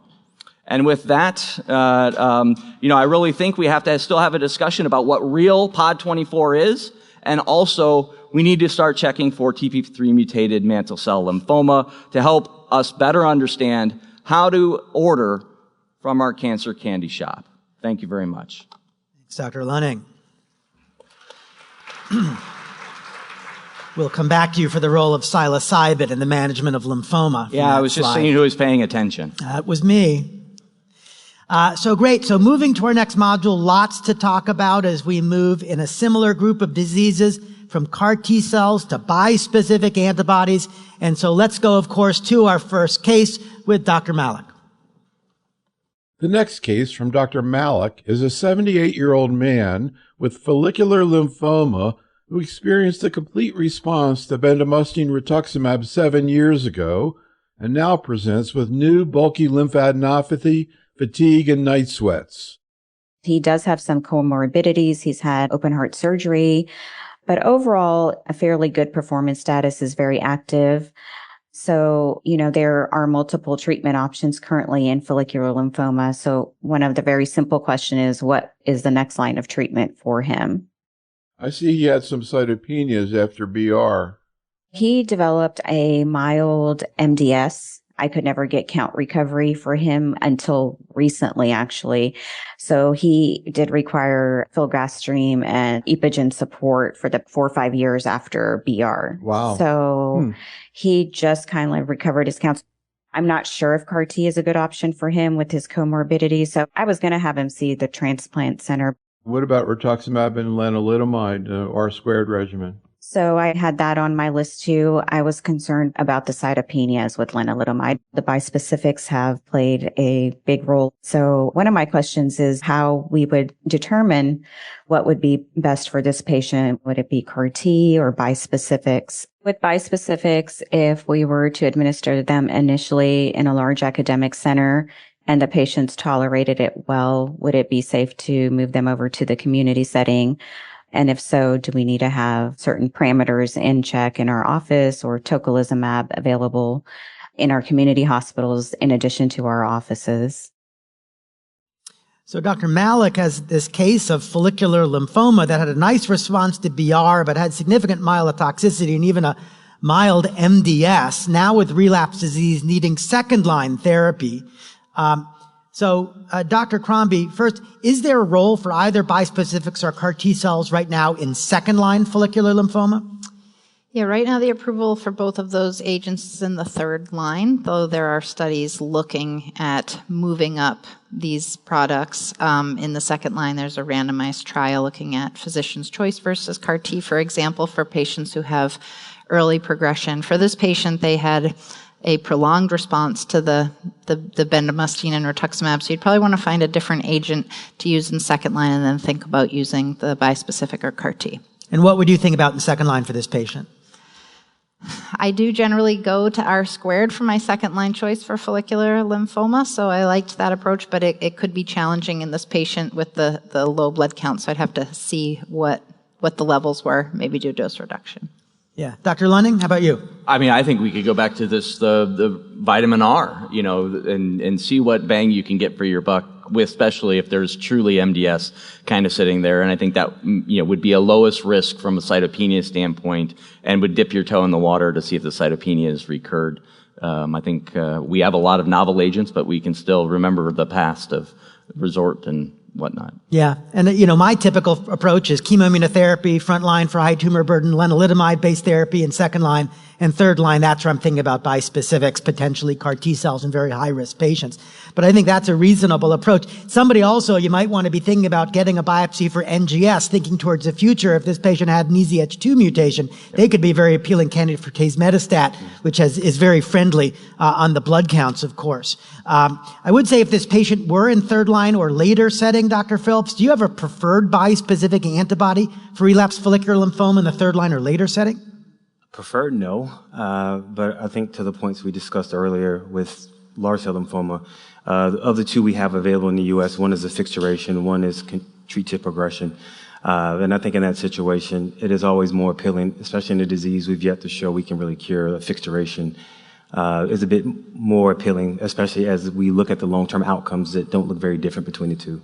And do you select differently among the available products based on age or comorbidities?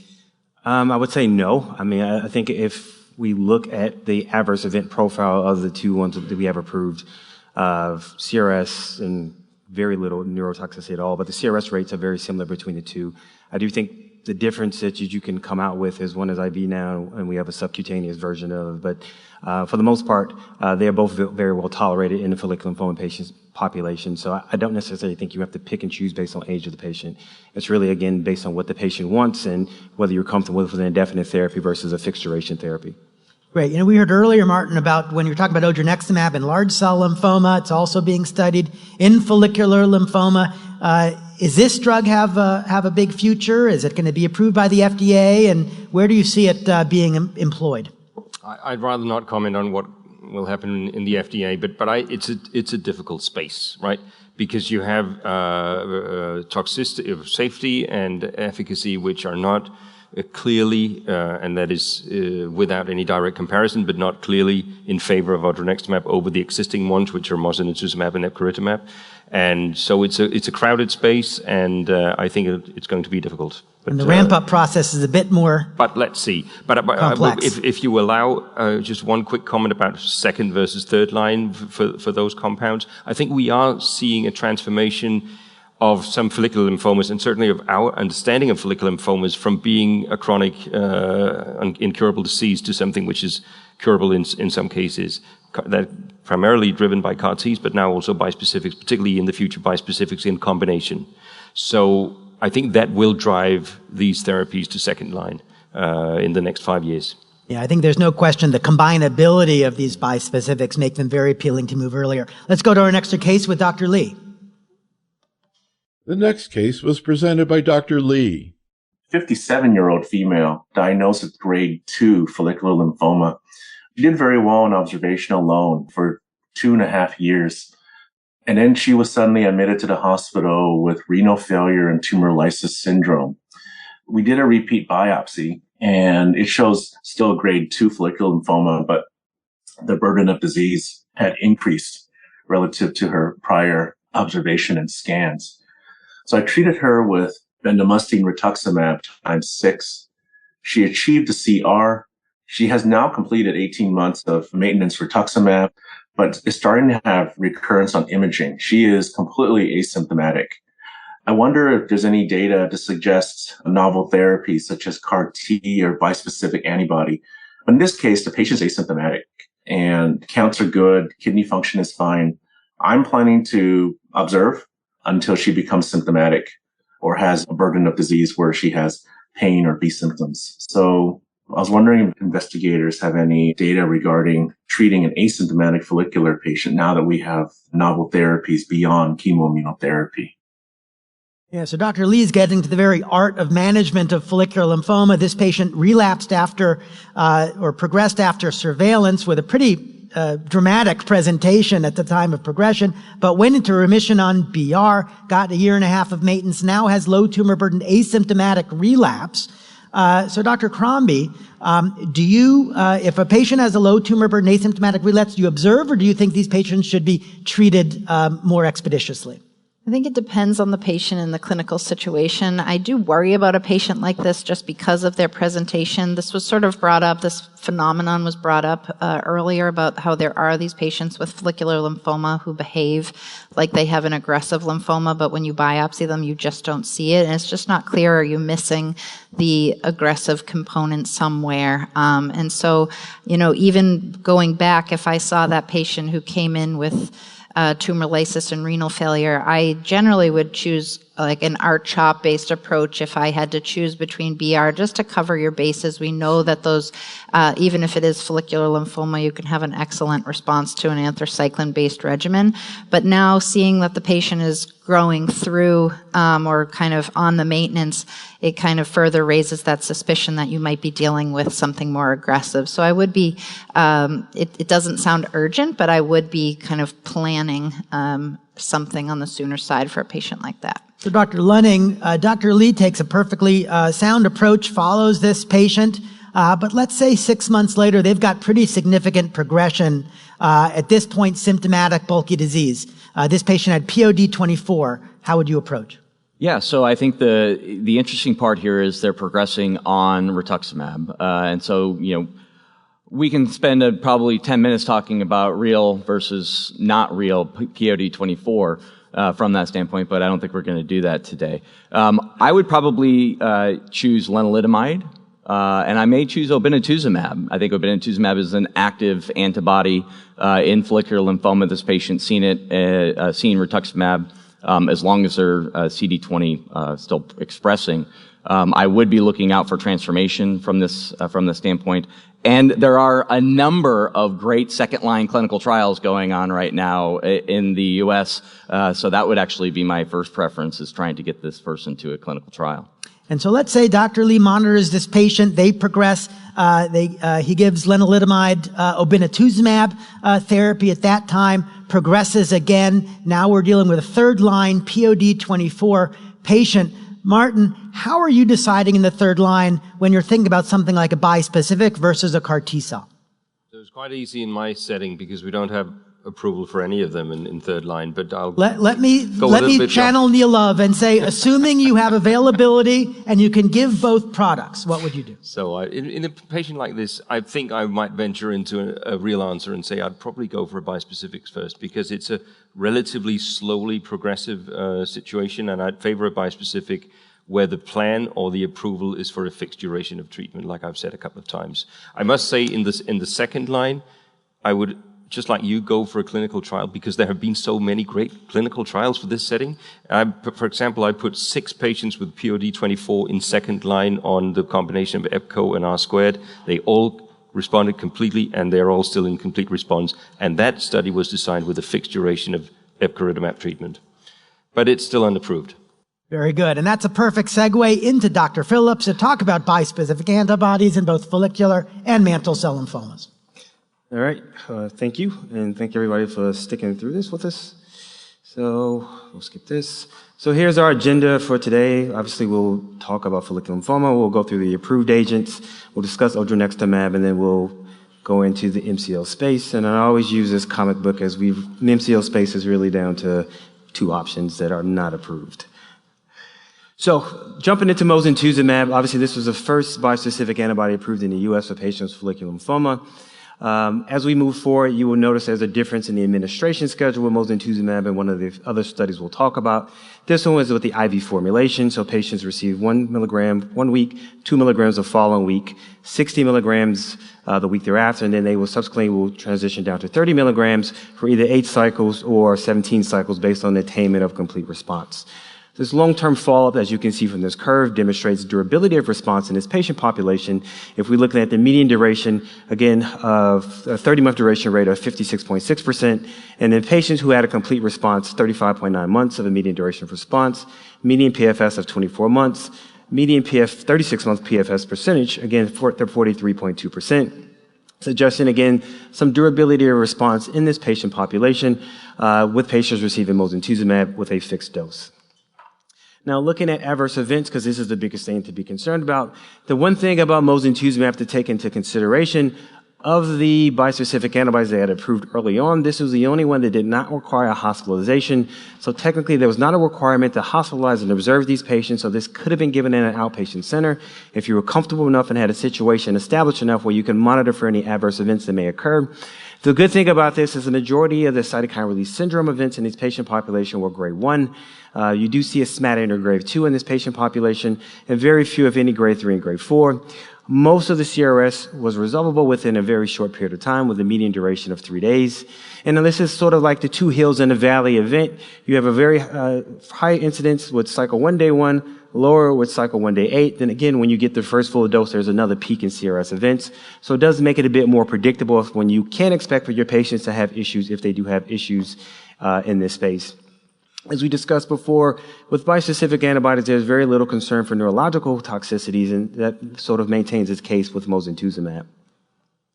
So looking at epcoritamab, so this is a little bit different in that eventually they had an optimization dosing cohort where they added a 4th dose. And so we know what 0.16, 0.8, but they added a 4 milligram dose to help, 3 milligram dose to help mitigate some of cytokine release syndrome before going to the full dose at 48 milligrams. And so if we look at the next slide here, if you look at to the right, if you look at the optimization cohort versus the standard dosing cohort, you do see a marked improvement in cytokine release syndrome. Again, the vast majority in the optimization cohort were grade 1 cytokine release syndrome, very few, if any, grade 2. And again, no events of grade 3 or above in this patient population. A slight delay in as far as the resolution of cytokine release syndrome in this patient population from 2 days to 3 days. But again, this fares very favorably with mosunetuzumab in this patient population, with the understanding, again, with the high CR rate, with the high overall response rate, again, the cytokine release syndrome rates appear very similar. The biggest difference between being in 2 in this situation, this is a treat until intolerance or progression, where, again, mosunetuzumab is a fixed dose, which has to be taken into consideration when you choose this for your patients. Now, the PFS curves here with the minimal residual disease test, I'm sure all of us can have some criticism about MRD and follicular lymphoma, but in this situation, again, patients who are MRD undetectable, again, appear to have a much longer progression-free survival than compared to those who are not MRD undetectable in this patient population. But again, a lot of these MRD results will correlate with response by radiographic imaging. So again, patients with a complete response tend to do better than those who don't have a complete response. Now, we touched on odronextamab and how it did remain a sort of bit of a shift because of the cytokine release syndrome events. So follicular lymphoma was no different than what we saw with large cell lymphoma. There was a change in the administration of dosing, which does make it a bit more complicated when we compare it to epcoritamab and mosunetuzumab. Again, you have split dosing on day 1, day 2, split dosing on day 8, and then day 9, split dosing on day 15, day 16. And then again, this is still thereafter, again, a treat to progression or intolerance in this patient population. Looking at the overall response rate and the complete response rate, again, very high overall response rate, very high complete response rate. And again, if we look at patients in a complete response, the median progression-free survival is 27.8 months and overall 20.7 months. But again, if we look at adverse events, again, an improvement in cytokine release syndrome events with the more complicated step-up dosing pattern. Again, this more so resembles what we see with epcoritamab and mosunetuzumab, but again, it is harder to administer this drug because of the dual visits that you have. So more patient visits, more time coming to the clinics, and again, kind of makes it kind of harder to see how it fits into the space where we already have 2 established drugs, where this one does not appear to be any better than those other 2 agents that we have available currently. And so if you look at a tail of the tape and you compare so the overall response rate, complete response rate, progression-free survivals, duration of complete response, again, more similarities than not amongst the 3 agents. Again, the differences being the timing of cytokine release syndrome. Again, you have 2 hills in a valley.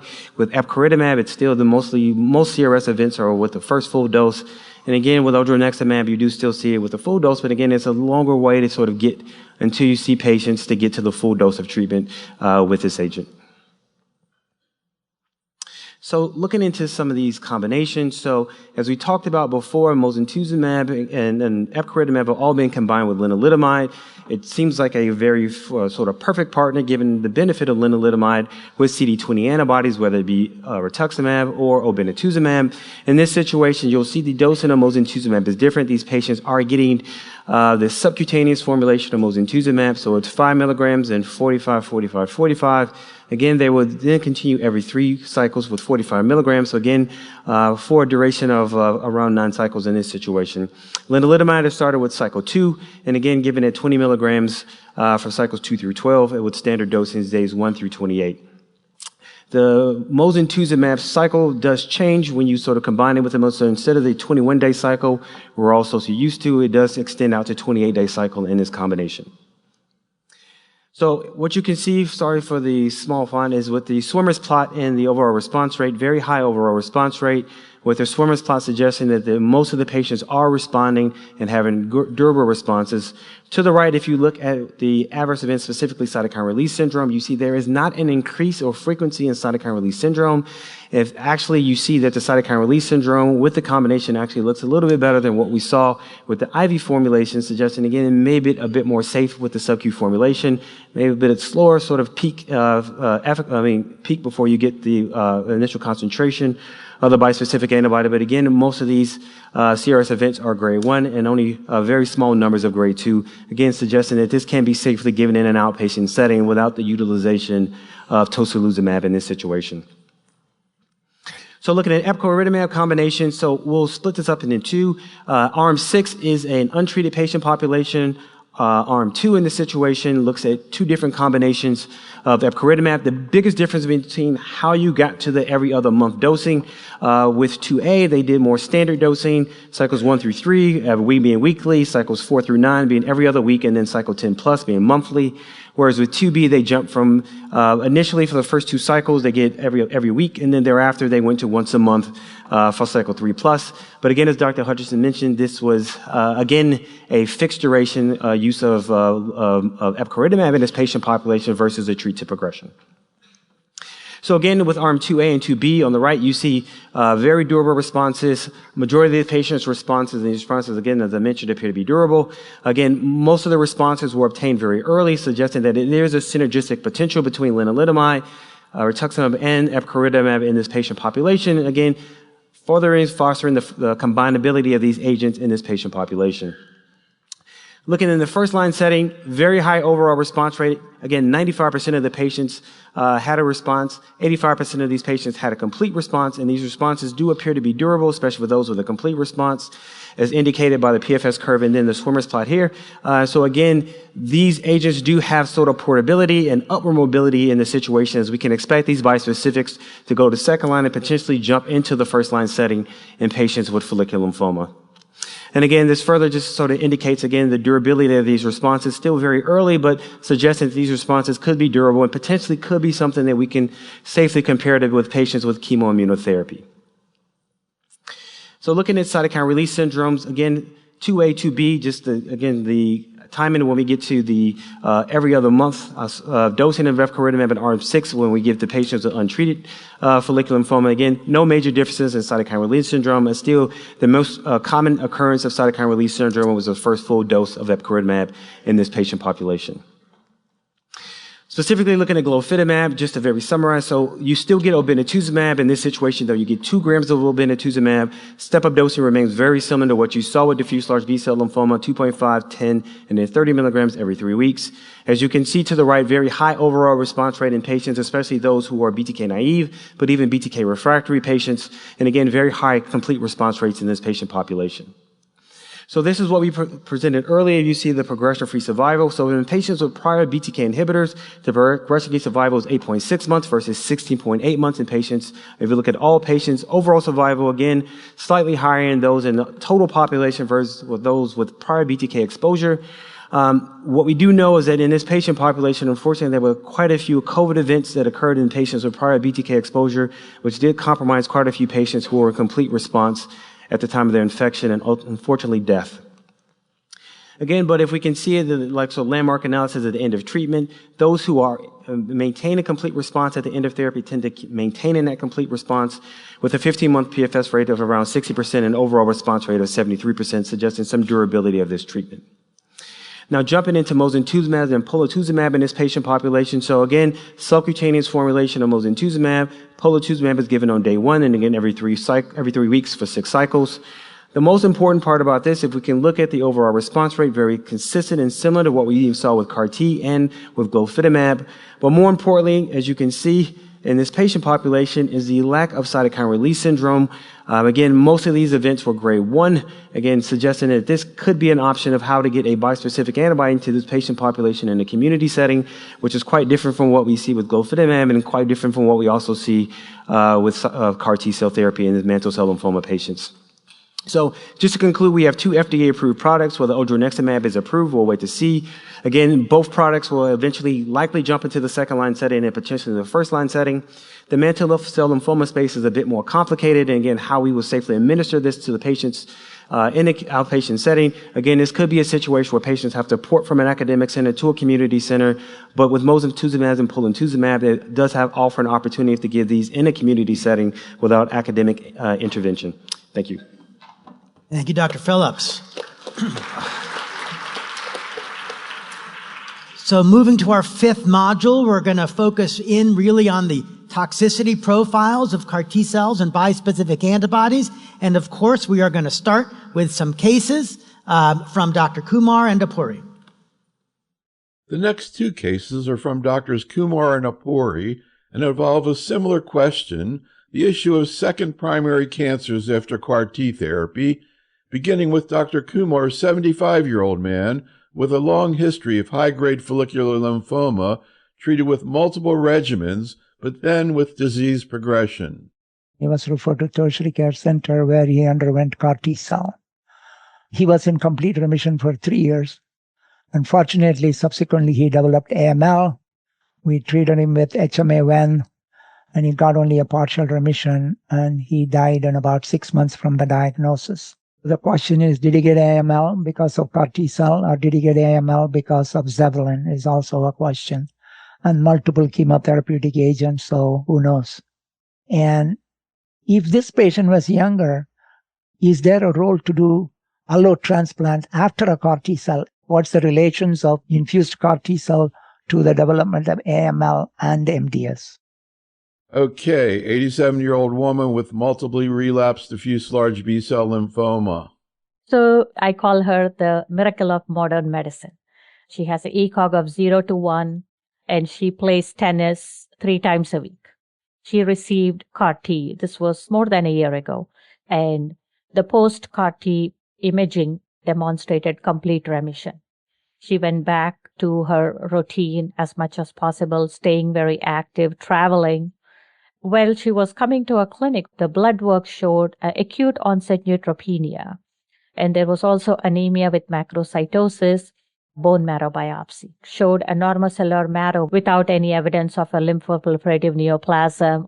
However, when we did the myeloid panel, there were some low level of mutations in the SF3B1 and the PPM1D, suggestive of a low-grade myelodysplastic syndrome. So I would like to know, what is the incidence of MDS in a post-CAR-T therapy patient? And then how would you treat this patient? Would you treat them as any average patient with a low-grade MDS, try to address their anemia and try to address their neutropenia? And what is the success post-CAR-T when we try to use these agents for low-grade MDS? So some very important questions here, getting to potential short and late-term toxicities. So Dr. Crombie, we have one case who's a heavily pretreated 75-year-old patient who ultimately received axi-cel and developed AML. We've got an 87-year-old patient who also received CAR T-cell therapy after relapsed disease and developed MDS. So what do we know about MDS and AML after CAR T-cell therapy, and what is the impact of the CAR T-cell therapy relative to the other therapies these patients have typically received? Yeah, it's really disappointing when you have a patient with an aggressive lymphoma and you get them through multiple treatments and then they go on to develop a secondary malignancy. But you do have to remember in both of those cases they did have prior chemotherapy, and we know that chemotherapy can be toxic to the bone marrow and the stem cells. We also know that patients who develop one lymphoma can be at risk of developing other bone marrow malignancies. So right now, based on what we know, it doesn't seem that it's the CAR T-cell itself that is linked to developing MDS or AML, but it's probably the fact that the patients are heavily pretreated. When I go through the talk, there is one large paper that looked at over 700 patients treated with CAR-T, and the rates of MDS and AML were very low. And I think you showed in your initial talk the low rates of MDS and AML in the with the liso-cel product as well. So I think it's more the fact that these patients have been heavily pretreated. There are some data on T-cell malignancies that we'll also talk about. Yeah, so let's hear Dr. Lunning's perspective on that as a teaser.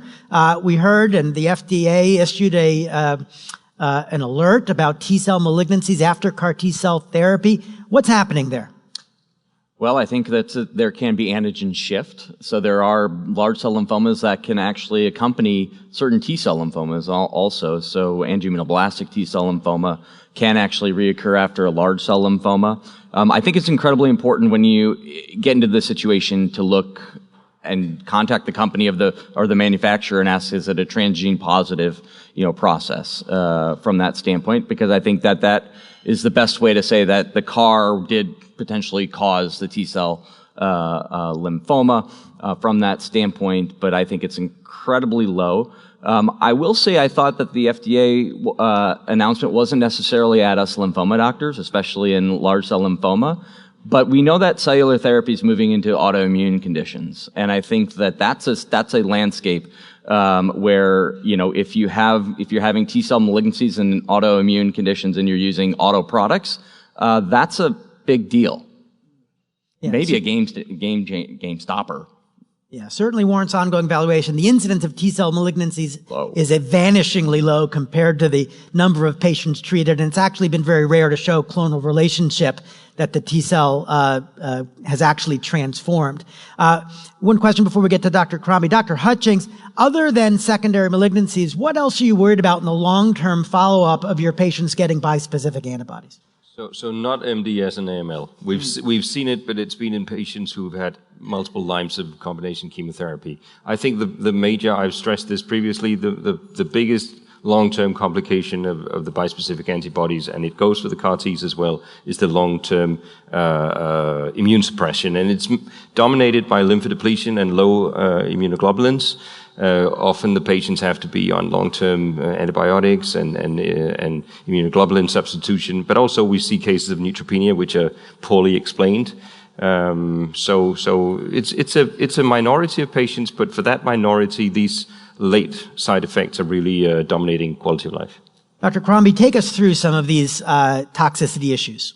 Thank you. So yes, I'll be talking about tolerability considerations with CAR-T and bispecific antibody therapy, a very important piece of these treatments, and one of the key factors that's really at the moment preventing some of these therapies from being used in a broader patient population.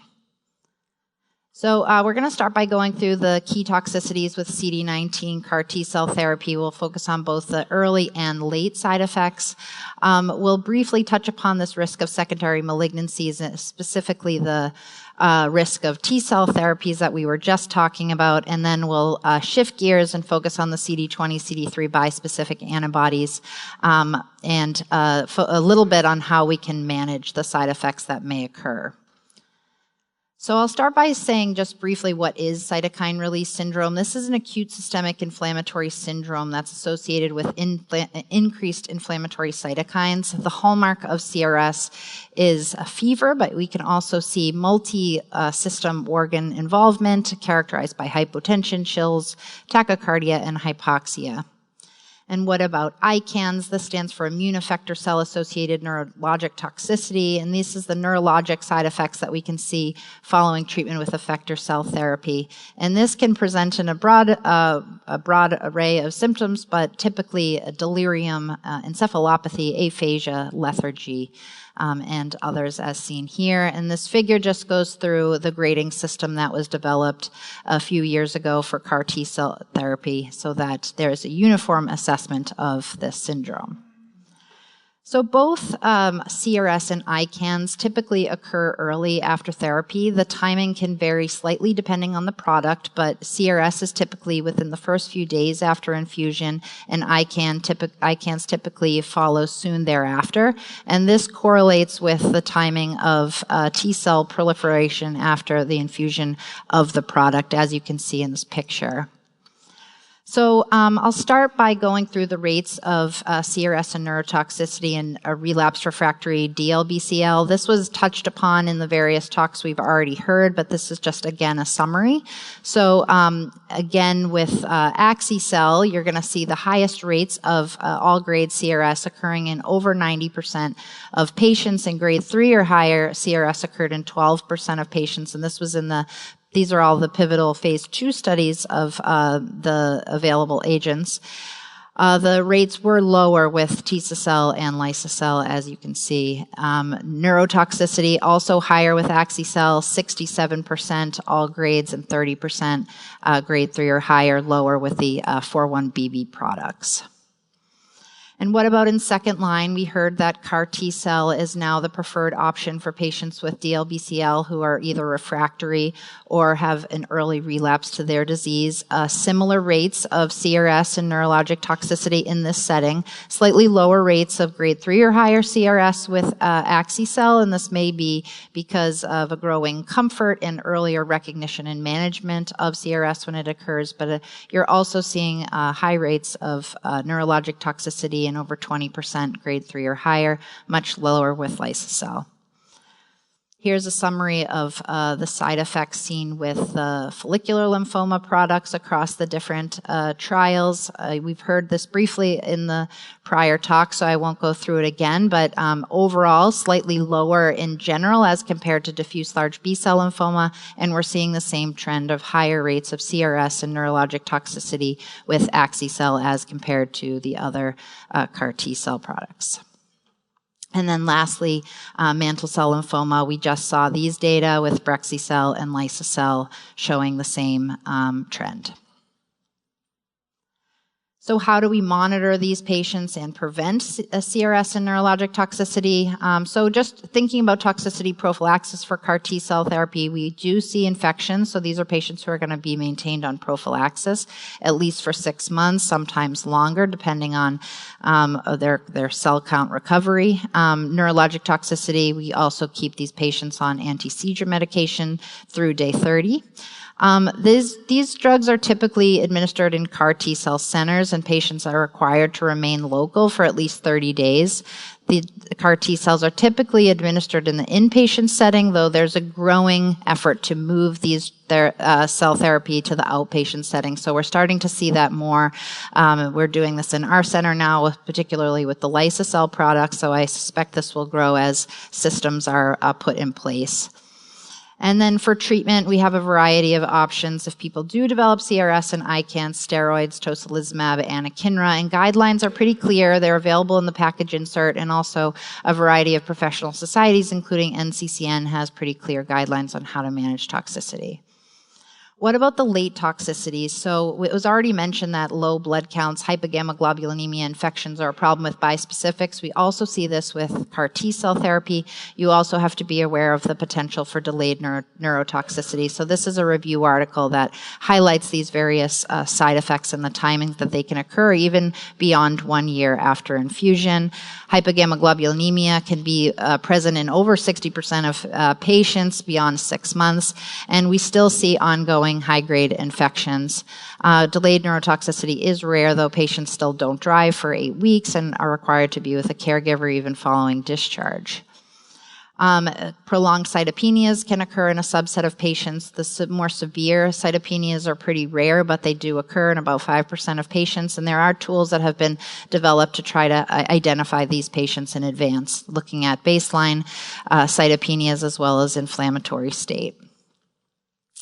And so it was brought up about the risk of T-cell lymphomas, and so you heard about the FDA announcement. There were 22 cases of T-cell lymphoma, 3 that contained viral vectors, and another case of a T-cell lymphoma that occurred soon after a CD19 containing CAR T-cell therapy. A few months later, there was a report in the New England Journal of a CD4 positive indolent T-cell lymphoma after a BCMA CAR T-cell product that did seem to have RNA sequencing with CAR T-cell gene products. However, at the same time, they published a larger series with almost 800 patients. This was out of Stanford, and deep sequencing was included across a variety of different histologies and CAR T-cell products, and you can see very low rates. There was only 1 patient with a T-cell lymphoma, and it was not thought to be related to the CAR T-cell infusion product. And so I think this is all very reassuring, although it's important to know that these cases have been described and weigh the risks of side effects like this with the importance of using these therapies for our patients. So it may be different, as was mentioned, for different types of diseases. So next, in the last few minutes, I want to shift gears to the bispecific antibodies.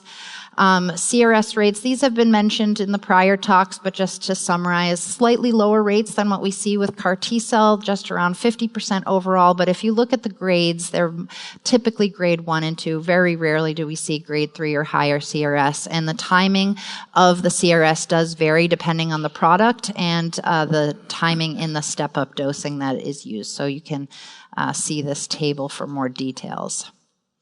Neurologic toxicity, this was also mentioned, but exceedingly rare with the bispecific antibodies, typically less, around 5% or less across the various trials. And so it's pretty clear how to manage CAR T-cell therapy. These have been around now for a few years, and there's been groups gathering together to develop guidelines, but it's been less clear how to manage the side effects with the bispecific antibodies, and this has been problematic as these drugs are trying to move into the community setting. So recognizing this as an issue, a group of physicians really from across the world, and including all of us who are here on this panel, came together to try to put together some recommendations on how to manage toxicities if they do occur. So you can see that paper that was published earlier this year, but it gives guidance on what to look for at the start of therapy, looking at the patient factors, making sure patient education is in place, and then having a plan for toxicity if it does occur.